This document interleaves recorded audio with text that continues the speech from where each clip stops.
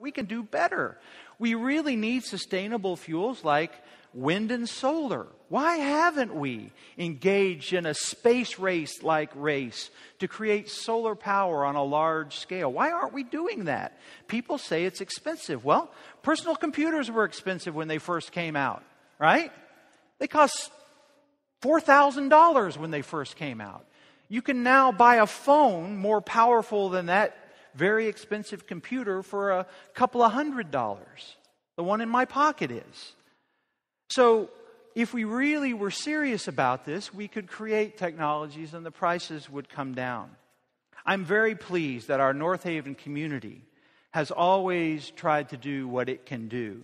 For the past several years now, as we say almost every time we talk about the environment, we have chosen to pay a premium on our electrical service so that we can say with confidence that we are purchasing 100% green energy for use here. The electricity that is shining the lights on you right now is 100% green energy, and we're grateful to be able to do that. And we think that that is a way for us to live out our commitment to the environment.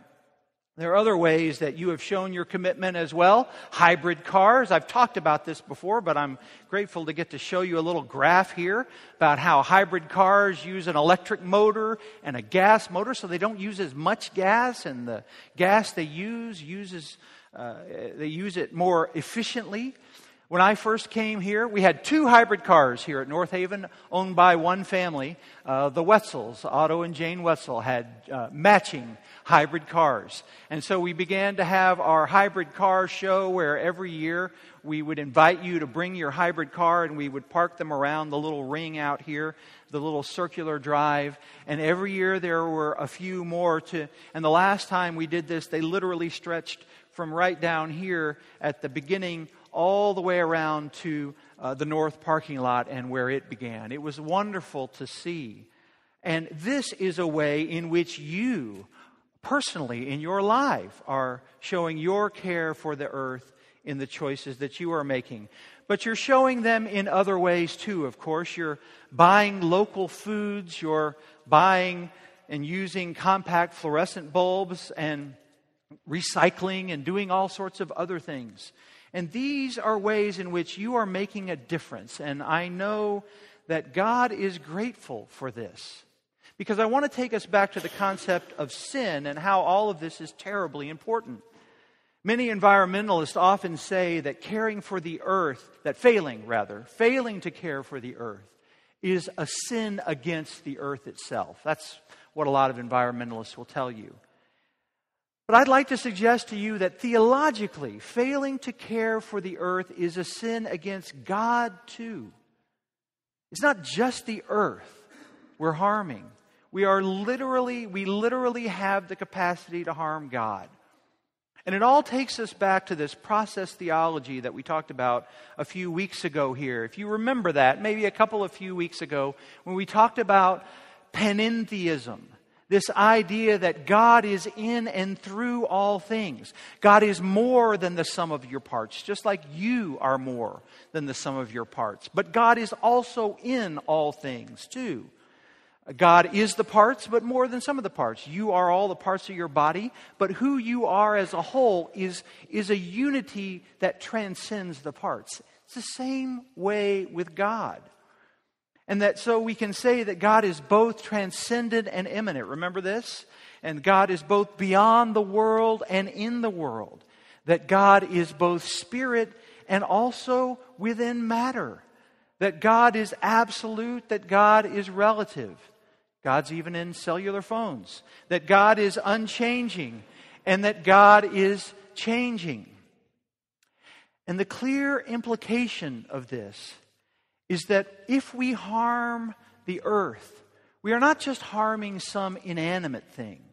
We are harming what is quite literally a part of God too. It's not all of God. God is not just the earth, but a part of it most certainly.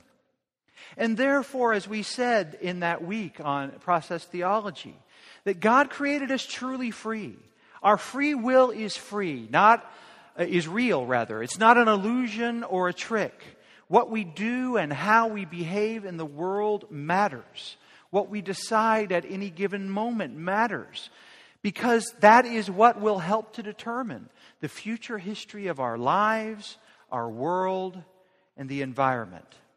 If we choose poorly, we literally have the capacity to harm the world and clear evidence of our human sin. As the passage from Job reminded us, ask the animals and they will teach you, the birds of the air and they will tell you. Ask the plants of the earth and they will teach you. The fish of the earth will declare to you. Who among these does not know that the hand of the Lord has done this? In God's hand is the life of every living thing and the breath of every human being. God is intimately connected with our world and connects to each living thing. And so how we care or how we don't care for the world matters. Really does. Matters not just to the world, but matters to God. John Holbert takes us back to that Genesis story once again with these final thoughts here. It says, when human beings think to become like God, they sew fig leaves together to cover their nakedness. Because, as we ought to expect, God is all too right about us. Holbert goes on to say this. He says, we cannot eat of the tree of divine knowledge. It's far too dangerous for us human beings to do so. And whether our fig leaves are nuclear ones or fossil fuel ones or monetary ones, they remain scratchy fig leaves nonetheless. Fig leaves were not real brilliant first clothing for that first couple. And yet what a beautiful symbol of our attempt to cover up our brokenness, our attempt to cover up the ways in which we've made poor choices. Holbert finishes with this. He says, God made us to serve and protect the great garden of God. But we would rather control and plunder and take over, forgetting that God is creator and sustainer of all of us and of all the cosmos. We stand far too often scratching ourselves and our fig leaves, dealing with the unintended consequences of our technology and our choices. And far too often, we don't do anything. We stand like that first man in the Garden of Eden, right next to Eve as she's having the conversation with the talking snake, just hoping nobody calls on us. He's right there. And that's us far too often when it comes to the environment. Far too often not speaking out, not making the changes that we need to make. But to fail to care for the earth is not just a sin against the earth. It's a sin against God. And for this, we need to confess our sin before God, and commit ourselves again to caring for God's good earth. Amen.